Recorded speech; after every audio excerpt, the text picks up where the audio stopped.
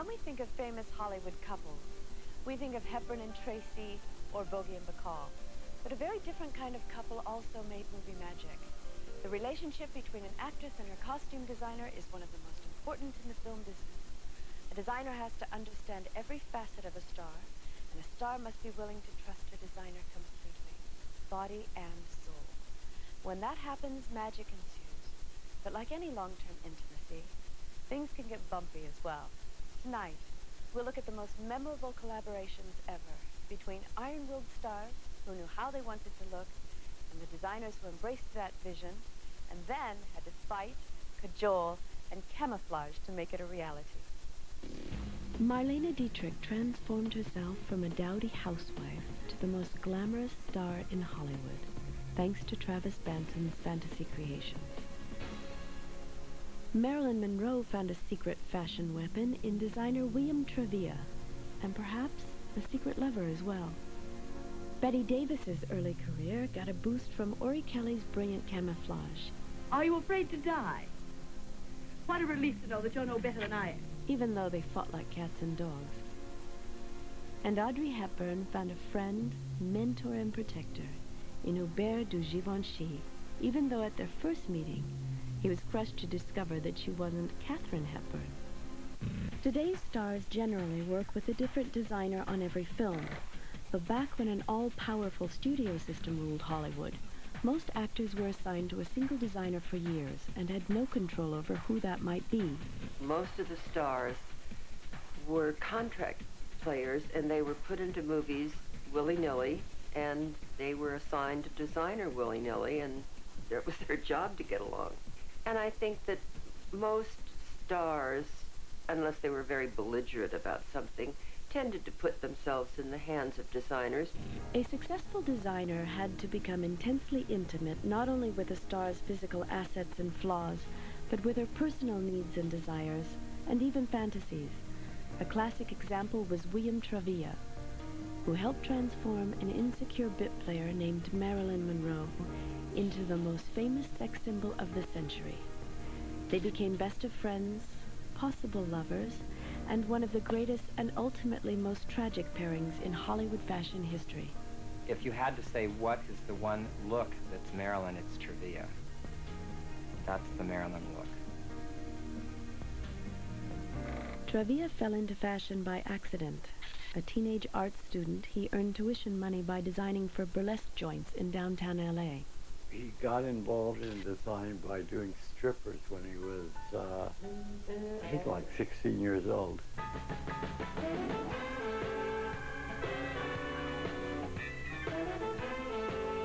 He got like $2 or $3 a piece for them. That's how he started designing. The experience came in handy when a fan of his paintings, actress Anne Sheridan, asked him to design a costume. The result was a marvel of construction, and Hollywood snapped him up. He was 24 years old when they put him under contract, which is pretty young for a serious designer. 20th Century Fox assigned Travilla to dress a struggling bit player named Marilyn Monroe. Go ahead. It won't be the first time I've been worked over today. I'm getting used to it. Marilyn was deeply insecure about her acting, but supremely confident about her appearance, and dead certain that she wanted her clothes to accentuate her figure. To do that, they needed to be skin tight. At the time, most actresses were in love with the full-skirted, feminine new look popularized by Christian Dior. So when Travilla designed a billowy, pleated skirt for his first film with Marilyn, the determined actress took matters into her own, well, hands. He was puzzled when he saw the dailies. Something was wrong because it didn't hang right.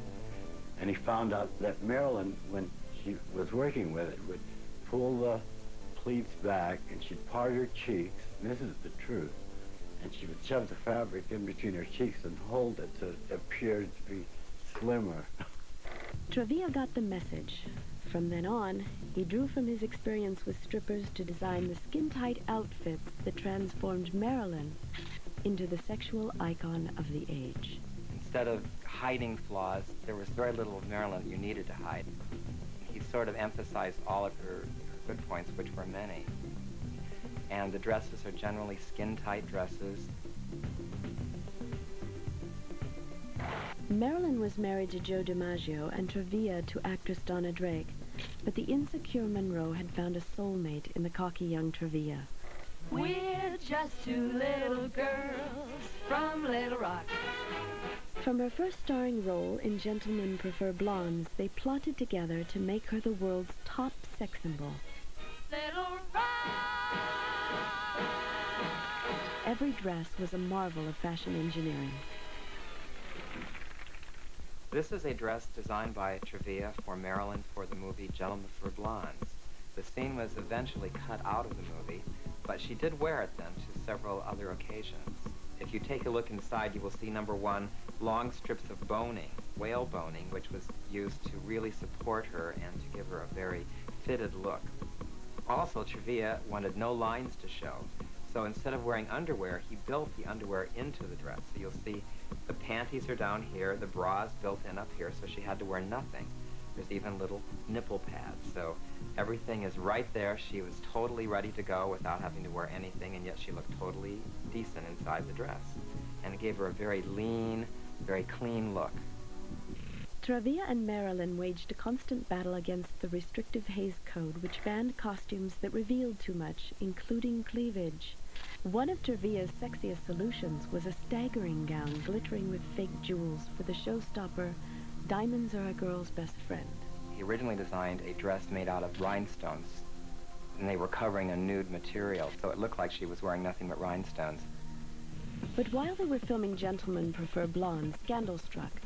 A nude calendar that Marilyn had posed for years earlier was published, and the studio bosses panicked. Fearing a public outcry that would destroy her career, they ordered a much more modest dress, and Trevia rose brilliantly to the occasion. He then designed the much more modest pink dress, which of course went on to become the most famous dress from the movie. A kiss of the hand may be quite continental, but diamonds are a girl's best friend.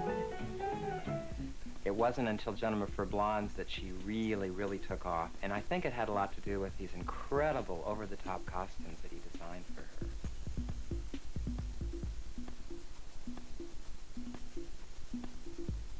London's first blonde and first brunette arrived to make their imprints in the famous concrete of Grauman's Chinese Theater in Hollywood. If Monroe's performance in Gentlemen made her famous, the gown she wore when Photoplay magazine named her Hollywood's fastest rising star made her infamous.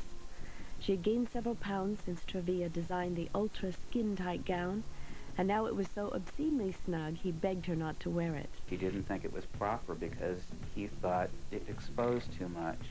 So she went over his head at the studio, and he had to let her wear the dress that evening. Trevia had to literally sew the dress on, and when Marilyn sashayed into the Beverly Hilton, the room went wild. It is with great pleasure that I present this photoplay plaque to you, Miss Marilyn Monroe. It's a great thrill, and I'm very appreciative to everyone who's made this possible. But Joan Crawford thought the dress was scandalous. Miss Crawford made very disparaging remarks about Marilyn. It was in every newspaper. The irony is, of course, that Joan herself got started in blue movies way back when, and was certainly not a proper woman at all at that time. Hello, handsome. What are you doing up so early? As Marilyn's fame increased, so did her insecurities, and her fear that a family history of mental illness would ultimately destroy her. In many ways, Trevia's gowns were the essential armor that Marilyn needed to ward off her demons, and Trevia himself, who otherwise detested egos and avoided socializing with stars, became one of her closest confidants. She used to call him almost every night when she was without somebody, with the fears of what happened with her mom, what she was afraid was going to happen to her. Marilyn and Trevia were determined that in films like How to Marry a Millionaire, The 7-Year Itch, and Bus Stop, at least one costume would become as memorable as the movie itself. In one unforgettable case, they succeeded almost too well. A Trevia dress is more famous than the movie. The crystal-pleated white dress, halter neckline dress was designed by Bill Trevia, the one that she wore that blew up over the subway vent. So that is an infamous dress. And here we have the dress. Travilla reminisced about it years later in a BBC interview. What did they ask for when that dress came to you? It was a hot summer afternoon in New York City, and how would a beautiful young child like Marilyn be? Little did I know at the time that that would become probably the most publicized dress of the world, which it is. Well, there's only one Marilyn Monroe. They threw away the pattern with that lady. She's my favorite. She was the one. Although both were married, rumors have persisted that Travilla and Monroe were more than just friends. He denies it. It's not that I wasn't tempted because she was so beautiful and so sexy, he said, but she respected the fact I was married and that we were just friends, and that's where it stayed. After Bus Stop, Travilla left Fox and never designed for Monroe again. 4 years later, he was utterly devastated when a woozy Marilyn failed to recognize him in a restaurant. It was just a chance meeting, but friends say Travilla never quite recovered from being forgotten by the woman he helped make famous. A few months later, Marilyn was dead. After Marilyn's death, William Travilla enjoyed a long, successful career as both a costume and fashion designer. But not all members of Hollywood's famous fashion duos have been so lucky. When we return, the hard-drinking designers who put Dietrich on a diet and battled with Betty Davis, only to lose their relationships and ultimately their careers.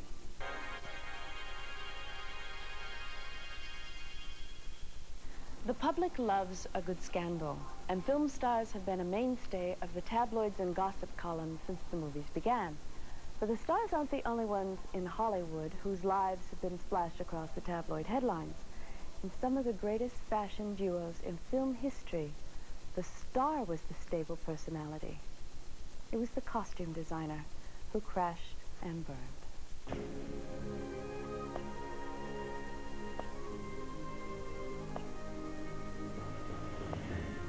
That was certainly what the future had in store when Paramount Pictures ordered Marlene Dietrich to report to flamboyant young designer Travis Banton in 1930. The most fabulous of the fabulous duos of designer and star is Marlene Dietrich and Travis Banton. I mean, you don't get any more fabulous than that. The troubled, heavy-drinking Banton had labored anonymously for years in a New York couture house. But when a wedding dress he designed was chosen for Mary Pickford's secret marriage to Douglas Fairbanks, Paramount wooed him to Hollywood. Although Banton made no secret of his heavy drinking and contempt for his studio bosses, he produced brilliant, glamorous confections for icons like Clara Bow, Carole Lombard, and Claudette Colbert. But those early efforts were just a prelude to what he achieved when the studio assigned him to a plump young actress newly arrived from Germany.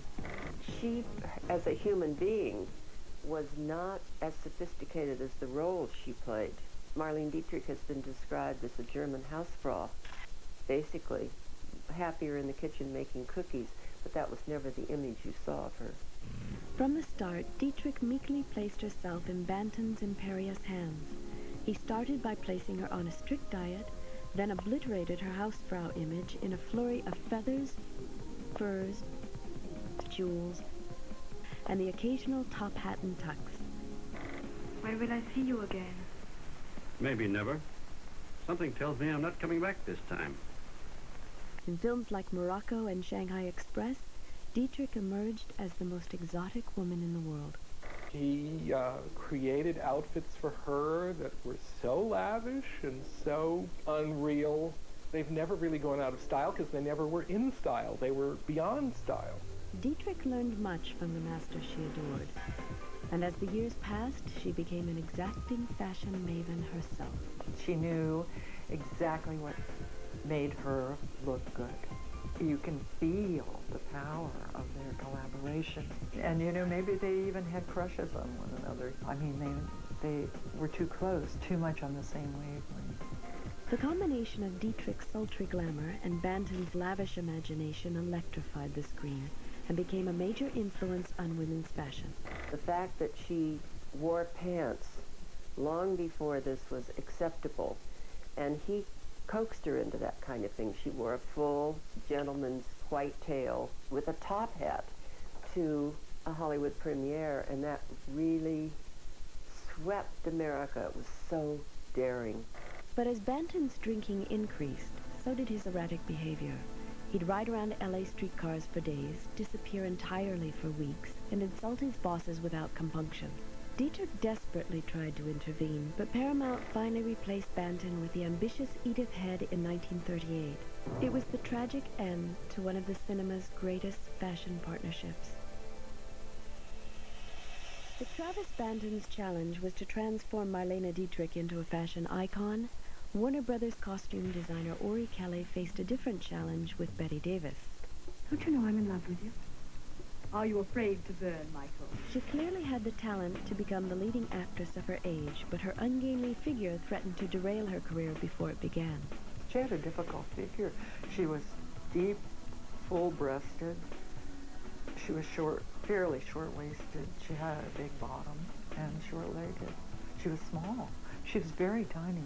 I think he did an excellent job of disguising some of those qualities. And I think that he did give her a sense of grandness, because in many of her films she's very imperious and very demanding. I've never taken orders from anyone. As long as I live, I'll never take orders from anyone. Orion Kelley was Broadway's most lavish designer long before he arrived at Warner Brothers in 1932. But he met his greatest challenge with the ultra-serious Davis, who refused to be trivialized as a glamour queen. Not only did she become glamorous, some films, it's amazing how pretty she is, knowing that she really isn't. Few fans knew that their relationship was often bitterly explosive. Both were screamers. I didn't want to be born. You didn't want me to be born either. It was a calamity on both sides. And Orion Kelley was a heavy drinker as well, with an acid tongue famous in Hollywood. Orion Kelley and Bette Davis were known for their arguments. She didn't care what it looked like on her as long as she felt authentic, where he in the studio would want her to leave a little glamorous because the public expected a glamorous Bette Davis, so they would be arguing that way, but it was always a professional argument, not personal. One thing they argued about was her sagging figure. Davis refused to wear bras, and after she threw one too many back in Orion Kelley's face, he gave up. Instead, he resorted to tricks like big corsages or lace handkerchiefs to distract attention. Pity for me. That's very funny, because I've never had any come in like you. Despite their famous screaming matches, mutual friends claimed that they were deeply devoted to each other. But eventually, Orion Kelley's heavy drinking and caustic wit caught up with him. When he went to a wartime dinner party at Jack Warner's home and loudly accused Mrs. Warner of serving a black market roast, he went too far. Warner's fired him. Despite their tempestuous relationship, Bette Davis surprised everybody by insisting that the studio rehire Orion Kelley to design her costumes for 1944's Mr. Skeffington. With his help, her character undergoes one of the greatest transformations in film history. The whole gamut of looks, from the young empty-headed girl to the hideously destroyed woman at the end, is amazing. It was very fashion, the movie, and yet she is the character, and the character is very key. After Mr. Skeffington and The Corn is Green, Orion Kelley and Bette Davis never worked together again. But he still got occasional high-profile jobs, including dressing Marilyn Monroe in Some Like It Hot. His reputation was still so red-hot that when Tony Curtis and Jack Lemmon learned that they were slated to wear off-the-rack rented costumes, they insisted on Orion Kelley. They gave me a Loretta Young, beautiful gown. I hated it. The waist was up here. You didn't see my legs. And I went to Billy Wilder. I said, Billy, these dresses stink, and I don't want to wear somebody's old dresses. Jack felt the same way I did. So I said, please, let Orion Kelley make our dresses. He said, yes. Well, I ran back and told Jack Lemmon, I said, guess what? Orion Kelley is going to make our dresses. Well, we both danced around. We were so happy. Good night, sugar. Good night, honey. As Bette Davis and Orion Kelley's relationship was ending, so was the age of the Hollywood studio system with its stable of stars and full-time costume designers. A new age was dawning in Hollywood and a new kind of fashion duo.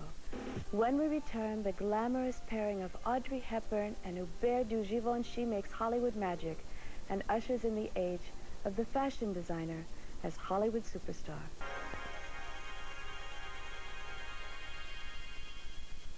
The 50s saw the breakdown of Hollywood's fabled studio system. Over the next decade, most studios would dismiss their designers, costume departments, and contract players. If stars were going to maintain long-term relationships with designers, they would have to look elsewhere. Audrey Hepburn looked to Paris. Bonjour, Paris! And put herself totally in the hands of top couture designer Hubert de Givenchy. The result was the most celebrated pairing in the history of Hollywood fashion. That was a marriage made in heaven. I don't think anything he could design wouldn't have looked glorious on her. It was just a perfect combination of talent and personality. Paramount sent Hepburn to Paris for genuine courtier gowns to wear in Sabrina, her second film. She arrived at Givenchy's unannounced and, at first anyway, unappreciated. And when she got there, his secretary went in and said that Miss Hepburn was there, and he got so excited because he had never met Katharine Hepburn. And all of a sudden, this little waif, Audrey Hepburn, walked in, and he was kind of taken aback because he was expecting Katharine Hepburn. Givenchy was busy preparing his next collection and told the unknown starlet to simply pick what she wanted from off the rack and go away. But her doe-like innocence quickly won him over, and he dropped everything to dress her for Sabrina. Givenchy believed the fashion should not overwhelm the wearer, but rather act as a picture frame to accentuate the woman underneath. Hepburn's long neck, slender body, and feline features so perfectly complemented his vision that the gowns he designed for Sabrina won the Academy Award. Sabrina, where have you been all my life? Right over the garage. But top Paramount costume designer Edith Head was so jealous of the rising threat from fashion designers like Givenchy that she stole the credit and the Oscar.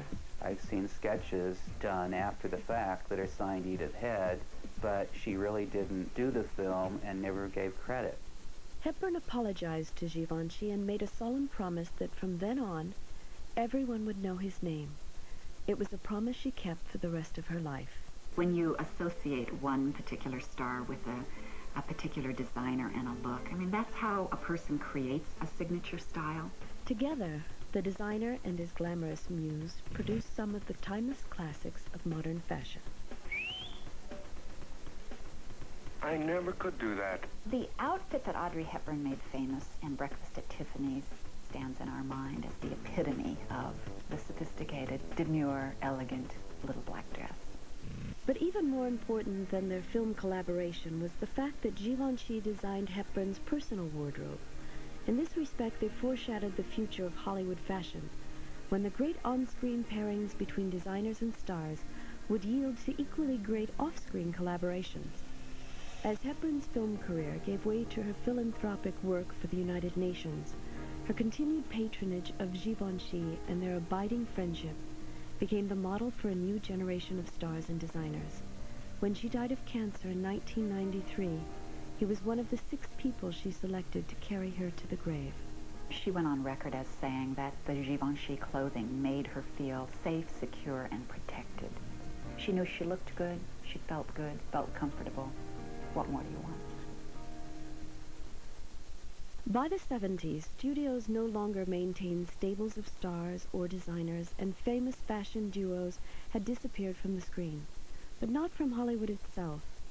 Today's well-known partnerships, Streisand and Donna Karan, Jodie Foster and Armani, Cher and Bob Mackie, are famous for their off-screen collaborations, particularly at awards ceremonies and great Hollywood occasions. There's no need for fashion duos anymore outside of Oscar time, because movies no longer have a singular style to them in that we've created ideals. Now movies reflect real life. In order to reflect real life, we need real clothing, and maybe in the future movies will take another shift back to something a little more fantastic.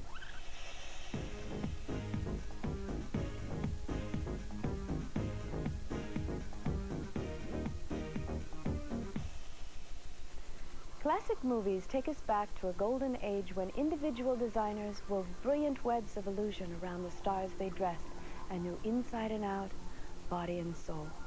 But Givenchy and Audrey Hepburn pointed the way to a new Hollywood, where great fashion collaborations between stars and designers occur not on the screen, but on the red carpet and in daily life.